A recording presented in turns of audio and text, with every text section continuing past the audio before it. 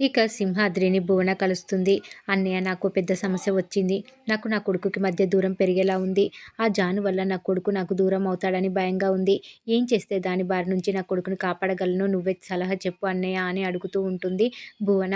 మరోవైపు సూర్య వెళ్ళిపోతుంటే జాను పిలిచి, "చెప్పకుండా వెళ్ళిపోతావేంటి" అని అంటే, "నేను మీ ఇంటి అల్లుడిని కాదు కదా, ఇక్కడే ఉండిపోవడానికి" అని జోక్ వేస్తాడు సూర్య.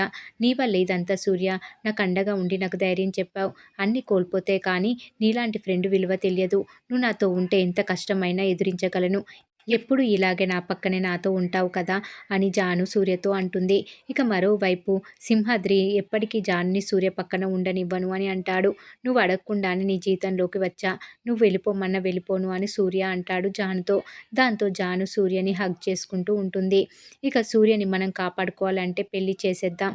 నా మేనల్లుడికి నా కూతురిని ఇచ్చి పెళ్లి చేసేద్దామని అని అంటాడు సింహాద్రి. ఇంకా దాని చదువు పూర్తి కాలేదు కదా అన్నయ్య అని భువన అంటే, "ఇంజినీరింగ్ లాస్ట్ ఇయర్ కదా, అయిపోగానే వచ్చేస్తుంది.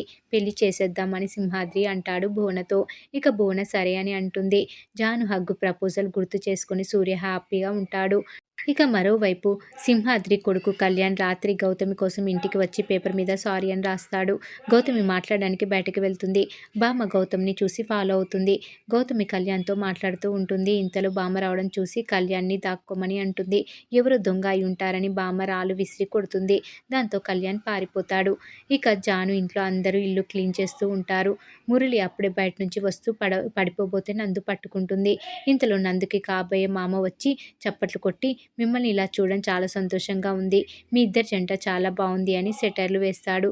జాను వాళ్ళు వచ్చి మాట్లాడతారు. "ఈ పెళ్లి జరగదు" అని అరవింద్ తండ్రి అంటాడు. అందరూ ఒక్కసారిగా షాక్ అయిపోతారు. "మా వాడికి ఓ గొప్పింటి సంబంధం వచ్చిందని" ఆయన చెప్పడంతో నందు ఏడుస్తుంది. ఇక జాను వాళ్ళు, "మేం ఘనంగా పెళ్లి చేస్తామని" చెప్తుంది. ఎంత చెప్పినా ఆయన మాత్రం వినడు.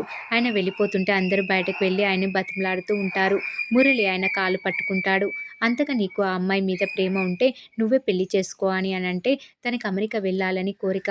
ఎన్ఆర్ఐని పెళ్లి చేసుకోవాలని కలలు కంది" అని అంటాడు మురళి. సింహాద్రి వచ్చి, "కాలు వదలరా" అని మురళిని అంటాడు. "డబ్బు కోసం గడ్డి తింటారా" అని కోప్పడతాడు. "ఇలాంటి డబ్బు మనుషులు మనకు అవసరం లేదని వాళ్ళని వెళ్ళిపొమ్మని" అంటాడు సింహాద్రి. మరి ఏం జరగబోతుంది అనేది రాబోయే ఎపిసోడ్లో తెలుసుకుందాం.